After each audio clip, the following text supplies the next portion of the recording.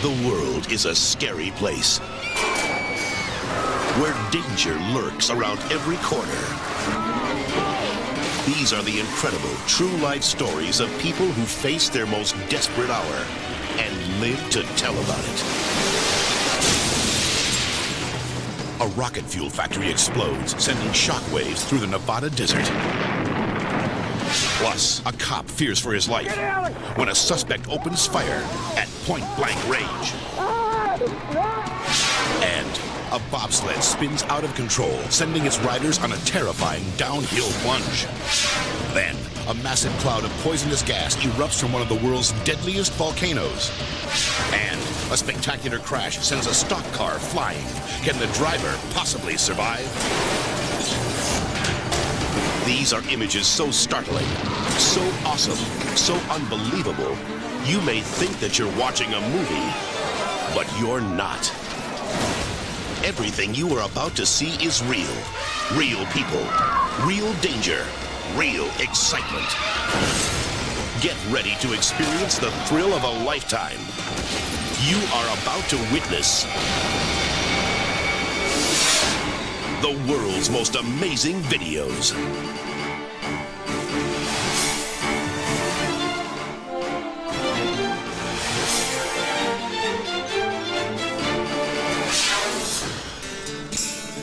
On a cold, windy morning, Daredevil Lee Oman entertains the crowd. Hanging on that bar between the wheels of Jimmy Franklin's aircraft, Lee Oman. He's walking along. Everything is fine and dandy. Little does Lee know his life will soon be hanging by a thread. Hillsboro, Oregon. Lee attempts one of the most dangerous stunts ever conceived, the death-defying axle hang. Lee battles icy 200-mile-per-hour winds more than 1,500 feet above the ground. His airshow buddies Neil Granley and Bill Amarata are on hand to watch his new stunt. Lee was out there for quite a long time. I thought, my gosh, he's going to have trouble getting back up. Think of the chill factor with the plane going as fast as it is, and that wind on Lee is frozen. Cold and weak, Lee tries to pull himself back up, but his strength gives out. Suddenly, he slips from the bar. Now, a thin cable is the only thing keeping him from plunging to his death. A problem has happened on the airplane. Lee Oman's use of the safety wire did come into play. He would have fallen off the airplane completely if it hadn't been for the safety equipment. Lee is in big trouble and needs help fast. Pilot Jimmy Franklin attempts a dangerous dive, hoping to flip Lee back up to the plane.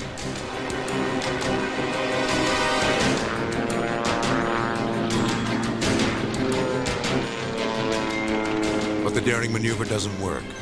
Jimmy's plan is quickly abandoned for fear that Lee will be slung into the plane's propeller. Then, just when all hope seems lost, his buddies on the ground come up with their own rescue plan and race off to the runway. The plan was to get the truck, match the speed of the aircraft, and get Lee. But time is running out, and the aircraft is dangerously low on fuel. The driver of the truck must precisely match the speed of the plane. The slightest error could be disastrous. Lee is carefully lowered to within inches of the truck. Then, the men make a life-saving catch. Lee had said to me after I'd grabbed him, he says, "Don't let go of me." And I said, "I won't." The fellow in the truck with me said, "Jim, we've got him." At that point, Jim put power on and started to fly away. Now the safety wire that had saved Lee's life is threatening to pull all of the men out of the truck. Their lives hang in the balance. But fortunately, they are able to cut the wire and free themselves just in time. Jim, we got him. He's in the truck. He's in the truck. I looked up, and it just sounded like a .357 Magnum going off. And then we all fell back down into the truck. A true showman, Lee signals to the crowd that he's okay. But this close call almost cost him his life. A lot of things could have gone wrong. We think we just sort of accomplished a miracle. Thanks to his fearless friends, aerial stuntman Lee Oman cheated death that day and lived to tell about it. Was that a show or what?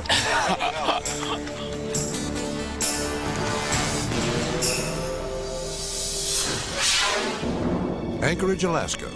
It's a quiet summer day at the zoo when the calm is shattered by a blood-curdling scream.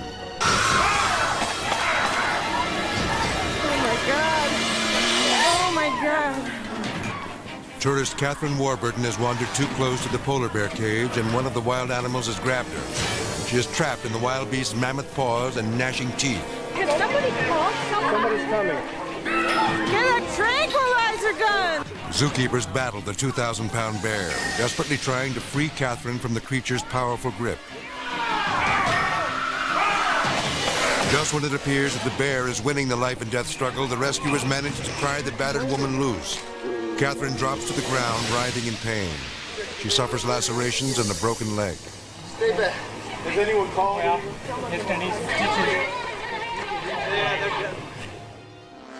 While recovering from her injuries at the hospital, Catherine relives her nightmare at the zoo. Looking back, it was the dumbest thing I've ever done in my life, that's for sure. Oh my God! Ever since Catherine's horrifying ordeal, zoo officials have taken drastic measures to prevent attacks like this Get a tranquilizer gun! from ever happening again. Fire department. Emergency. We need the fire department. All you can get here immediately. What's the problem? We just had a big explosion and everything's on fire.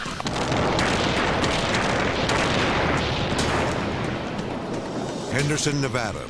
An earth-shattering explosion in a rocket fuel factory rocks this small desert town. This explosion is huge. This is scary. It looks like a mini atomic bomb, actually, when it goes off.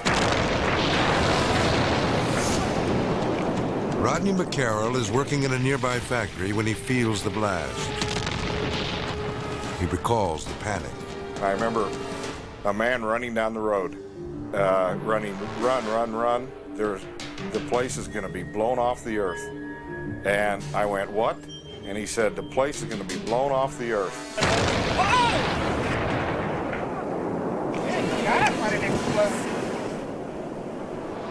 The sound was instantaneous. It was just huge. And then you could see the shockwave rolling across the ground at you. The shockwave is so powerful that it destroys much of the town. At that point, I felt that anybody who was within the area surely must have lost their life. Got out of our cars and started walking, and the explosions just blew us straight up in the air. Unbelievable. Oh, it just blew again. It threw me about 60 feet through the air and put me through the wall of the office. There were people running out of the desert. I mean, a lot of people running out of the desert that had been injured by falling down or, the blast had blown them, sometimes 50 and 75 feet. Still trapped inside the burning factory is Roy Westerfield. He knows that without emergency help, his friends will die. So instead of saving himself, he stays behind to call 911. Fire department of the engineering, 8201 Gibson Road. In Henderson. Emergency. We need the fire department. All you can get here. Roy's courage doesn't surprise his wife, Janet. I don't think that he was even concerned with himself at all. Roy just wanted to get his people out of the building. He wanted them to be safe. Because Roy is disabled and has difficulty walking, he knows he can't make it out in time. But he refuses to let his friends risk their lives to help him escape. He knew that if they tried to help him, all that would have happened was they would have added one more casualty onto the list. Seconds later, another blast. Wow, it's inferno. With a force equal to a 3.5 magnitude earthquake, it's the biggest explosion yet. Did you let deep? You can't tell me people got out of that. Oh, no. Now the town looks like a war zone. And it was the eeriest feeling driving down this road. There was debris all over the asphalt road. And there were cars parked along the side. I had no idea of where all these people had gone. Had they all been killed in the explosion? The injured are rushed to the hospital in desperate need of medical attention.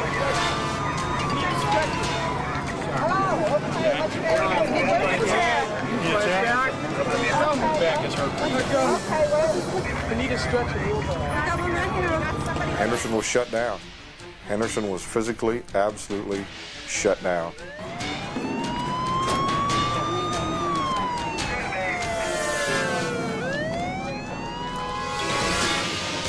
Tragically, the one person who stayed behind to call for help didn't survive.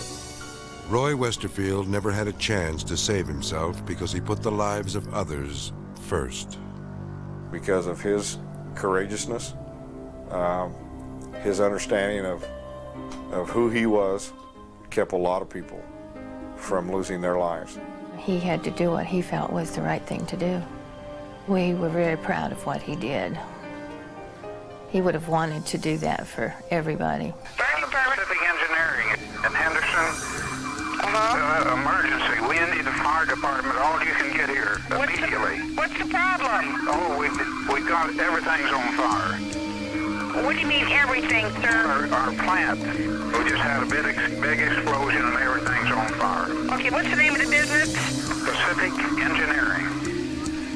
We're Gibson Road and the Los Angeles Henderson cutoff. Okay, I got that, sir. We'll send somebody right over. Get them all. I remember after the third explosion, and the phone line went dead, I thought to myself that there's a lot of people in this community that owe their life to him. San Diego, California. Lifeguard Charles Davy is demonstrating how to fight a fire at sea. News cameraman Paul Makarushka is covering the drill, which he expects to be routine. That's how it was supposed to be.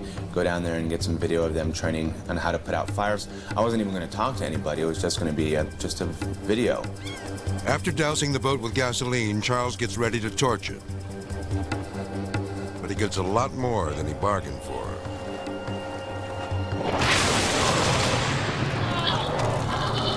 The gasoline fumes ignite, causing a huge explosion. Charles disappears from sight. I didn't know if he was alive or if he was dead. I thought he was dead. I really did. I didn't think anyone could survive. The fireball knocks Charles off his feet and the boat is completely engulfed in flames. Seconds pass and still no sign of him. Then, just as a rescue team pulls alongside the burning wreckage, Charles emerges from the fiery inferno. My breathing apparatus had got hung up on the bottom of the boat, and all I could think of was the boat's going to go down and I can't get up, or I'm going to burn. Once free, Charles barely escapes the flaming death trap. With no time to lose, he dives into the water and swims to safety. I knew I was in trouble when I was 6 feet in the air and my feet were above my head and there was flames everywhere. Watch closely. You can actually see Charles fly into the air. It's amazing that he survives. I'm very lucky. I'm very lucky to get out with my life. The day before his near-fatal accident, Charles found out that his wife, Janine, was pregnant. Now there are 2 extra people who are glad that he survived. His newborn twins, Max and Sydney.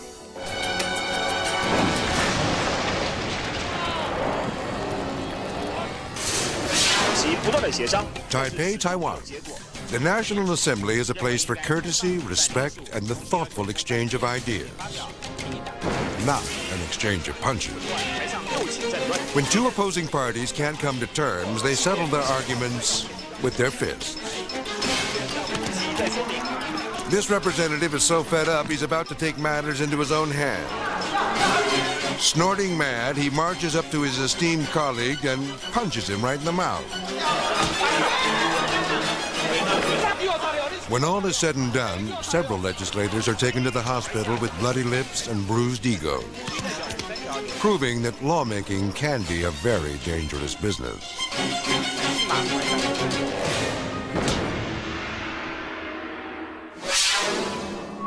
Cedar Hill, Texas. I've got somebody in the vehicle now. Stand by. Officer Aaron Barnes approaches a motorist parked a few hundred yards from a car dealership. The business has been the target of several robberies, so Barnes has reason to be cautious. How you doing, sir? What? Huh? The suspect says he stopped to use the bathroom, but Barnes is suspicious. What are you doing over there? Why don't you put your hands on top of the hood for me? Go put your hands on top of the car for me. The officer begins to search the driver. Where's your leg? I want to pat you down, make sure you ain't got any weapons or anything. Who else is with you? By myself. That's it? What is this? Dice. You got any ID on you? Officer Barnes checks his license. But what the officer doesn't know is the suspect has a gun on the front seat. He used it to kill a man less than 30 minutes earlier. Where you come? Why don't you put your hands right there, okay? Put your hands up here. Put your hands up here. Put your hands up here. The suspect grabs his gun and fires at point-blank range.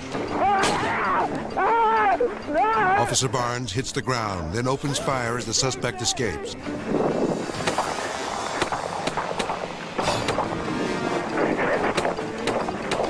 Seconds later, a backup police unit arrives. Barnes cries out from the darkness. Tell me he's out. I think he shot me. He's in the field behind the school. He's in the field running towards the car company. Have I been shot? Where you at? I'm right here. As soon as I grabbed his head, I could feel a wetness in his hair. And I thought that it was blood because he said that he'd been shot. Where you hit? I think I'm hitting the head. Look at in a minute, please. Lay down, okay?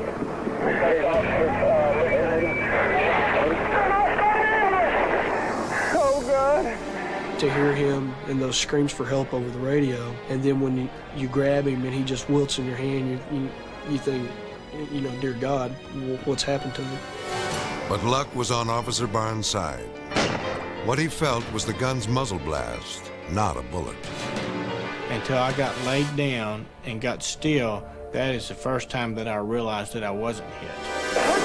He's on that field. He's wearing a blue jacket. After an intensive 3-hour manhunt, the suspect is finally apprehended. Officer Barnes' near-fatal encounter has changed his life forever. I never saw the gun until he actually turned around, spun around, and put it to my head. That's the first time that I saw the gun. And that's when he made the move that saved his life. So I tried to pull the gun down. I knew I couldn't take a headshot. I knew I'd never survive a headshot. So I said I'd take it in the chest. I had a vest on, and I figured that it would stop the penetration. As the officer wrestles for the gun, the suspect pulls the trigger. Fighting for his life, Officer Barnes fears that his children will see him die on this videotape. After it went off, you know, I thought I didn't want to die. I had my kids, and I didn't want them to see this. We do have an officer down. To this day, Barnes is overwhelmed by all the support he has received from his fellow officers. We had a departmental meeting, and I met everybody at one time. And they watched the tape, and I got up and I told them thanks. Thanks for all the stuff that they did. Melbourne, Australia. An international stock car race enters its final laps.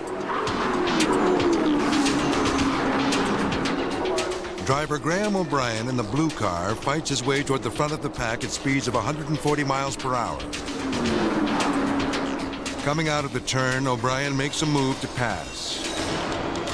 And then, disaster. He collides with another car, flipping him end over end. Watch again. The yellow car brakes to the inside just as Graham is trying to pass, triggering the impact that launches him off the track. O'Brien's car is ripped apart in midair and flipped a total of 14 times before finally coming to rest.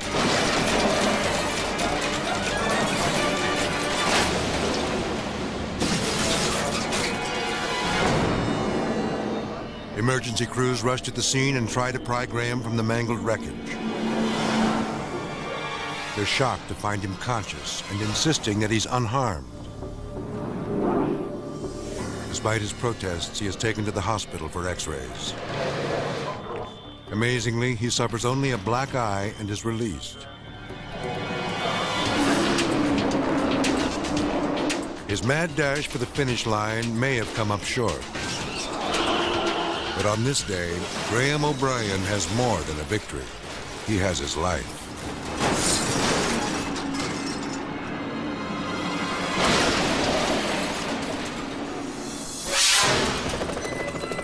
Comfort, Texas. Torrential rains have caused the Guadalupe River to overflow its banks. The rising floodwaters have trapped several teenagers who are clutching onto the trees for dear life. Chris Ray is one of them. The current was basically just ripping you off the tree limbs, and you had to use every bit of your strength just to hold on to that tree. I pretty much had made up my mind that I wasn't going to be alive anymore. Then suddenly, over the roar of the raging river, Chris hears the welcome sound of a helicopter. I'm sitting there thinking, there's no way he's going to see me. I'm up under this tree. I just pretty much started praying. It's like, God, let them see me. Luckily, the rescue team spots him and positions their chopper above the trees. They throw Chris a rope, and the exhausted teenager ties it around his chest. It started going through my mind, how am I going to hang on to this rope? My strength's already gone. As the helicopter slowly lifts him up, Chris realizes that a single piece of rope could mean the difference between life and death. I have a little fear of heights, so, I'm just sitting there hanging onto this rope for dear life. Somehow, Chris manages to hold on long enough to reach dry land.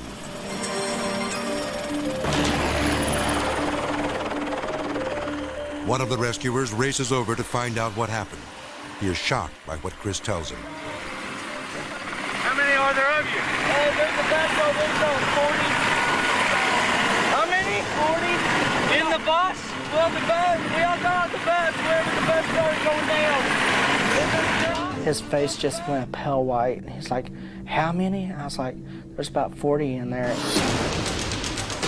Only now does the rescue team realize they've got a disaster on their hands. Chris had been riding in a bus filled with teenagers when it stalled alongside the flooded riverbank. Then, a ferocious wall of water swept all of them away. We got the bus. Because the bus was going under. And we went near the tree, and the water just pulled us under. We grabbed hold of the tree, and then the bus hit the tree. And some people fell off their hands and limbs. And we started floating. I don't know how it is. The rescue crew has to move quickly to save Chris's friends, who have taken refuge in the trees. Pilot Kenny Meadows rushes to save the teenagers before the deadly river claims them. When we got there, the river was still rising. There were some kids that had a good place of safety, that their place of safety was rapidly becoming not a good place to be. And as the water rose, they had to turn loose in one place to try to grab onto something else. You see a couple of them just fall out of the tree, and you're trying to reach for them, but there's just nothing you could do to grab them to help them. Time is running out. We didn't know where to start. We saw so many people in the river, we didn't realize, how we were going to be able to get them out. Unfortunately, there is only one helicopter to carry out all the survivors. To make matters worse, the chopper isn't equipped for this kind of rescue operation. Because the rope is so short, Kenny is forced to fly dangerously close to the trees. Well, if you were to get a rotor into a tree that had any size limbs to it, of course it would be a crash. It would be a disaster. There was times that our blades were probably clipping little leaves, trying to get down closer to somebody and get them. Soon, military choppers arrive with special equipment. A soldier drops down to lift one of the kids out of the trees as the river rages below at more than 70 miles an hour.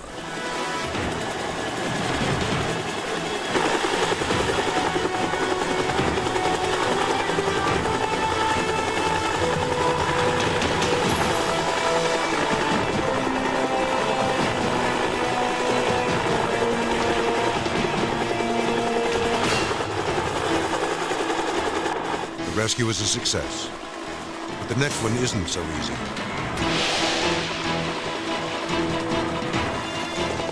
A frightened girl clings to a nearby tree. She barely has the strength to hold on.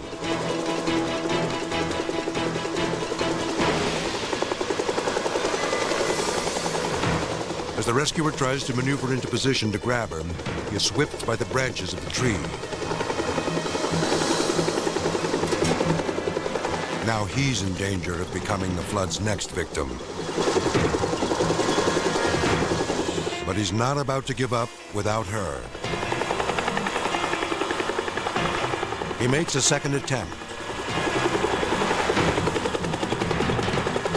He reaches for the girl, but she's too scared to let go.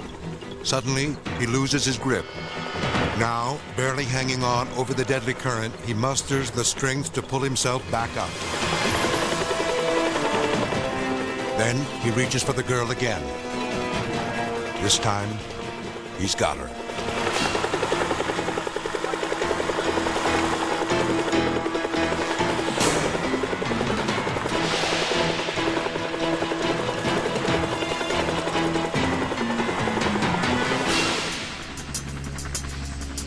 "33 people are rescued from the Guadalupe River. The ravaged church bus is a painful reminder of this terrible catastrophe. Looking back on his near-death experience, Chris Ray remembers that fateful day. I felt like there's still a lot that I wanted out of my life. I wanted to have kids. I wanted to be married. And so there's a lot that, was going through my mind. I was wondering, is this my, my last time I'll ever have with my family? Chris has returned safely to his parents, but other families aren't so lucky. It was very hard. It's still very, very hard. Because we love the parents and we love the kids. And even though mine was okay, I still wanted theirs to be okay. I wanted all of them to be okay. Chris is alive today thanks to the courageous efforts of the rescue team who saved him and many of his friends. This is the stuff that heroes are made of.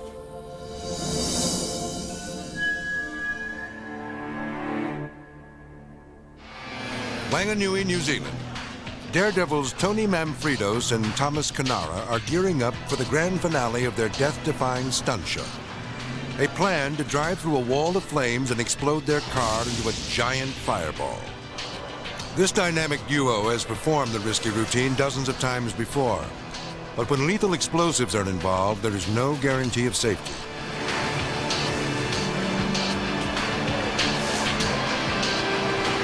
Tony hits the gas and races straight for the wall of fire.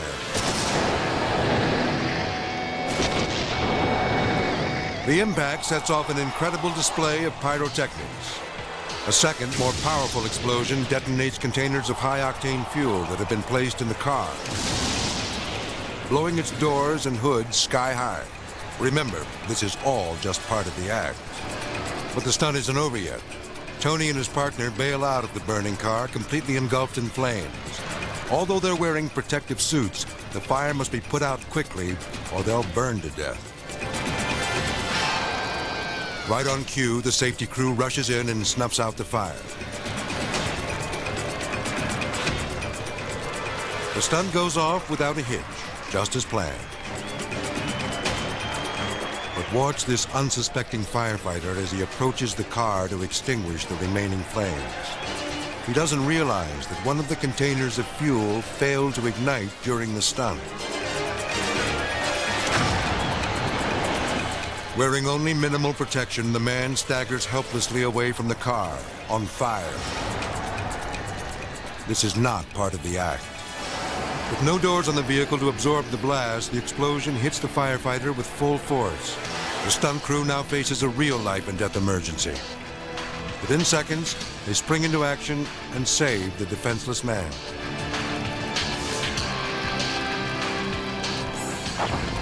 Thanks to the crew's quick response, the firefighter walks away from the shocking explosion with only minor injuries.